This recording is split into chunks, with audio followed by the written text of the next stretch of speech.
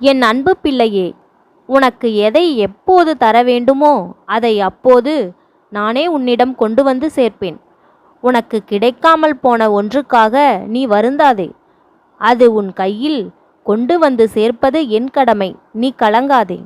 சில நேரங்களில் இடத்தை பற்றி நம்மால் தாங்க முடியாத அளவிற்கு வாழ்க்கை அழுத்தும் கையே முருகனுடைய கையாக இருந்தால் நம்மை சோதிக்கிறாரா, தாமதம் நடந்தாலும் வருகிறாரா என்று தெரியும். கவலை கொள்ளாதே. விழுந்த இடத்திலெல்லாம் முருகன் இருக்கையில் உனக்கு சோதனை வரும், ஆனால் வெற்றி நிச்சயம். சில நேரங்களில் உன்னால் தாங்க முடியாத அளவிற்கு வாழ்க்கை அழுத்தும். அப்பொழுதுதான் முருகன் நம்மை சோதிக்கிறாரா இல்லை எழுப்ப வருகிறாரா என்று உனக்கு தெரியும்.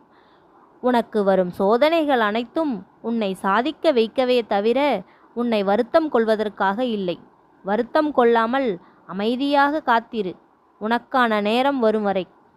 கடந்த காலத்தை பற்றியும் நிகழ்காலத்தை பற்றியும் வருந்தாதே. எதுவும் நிரந்தரமல்ல. உன் எதிர்காலம் நல்ல காலமாக மாறியுள்ளது. அதை உற்சாகத்தோடு வரவேற்க தயாராக இரு. நான் அதற்கான வேலையை துவங்கிவிட்டேன். நீ வருத்தம் கொள்ளாமல் நிம்மதியாக இரு. நல்லா வாழ்ந்தால் 10 பேர் பொறாமைப்படுவான். அதேபோல் கஷ்டப்பட்டால் 10 பேர் ஏளனமாக பேசுவான்.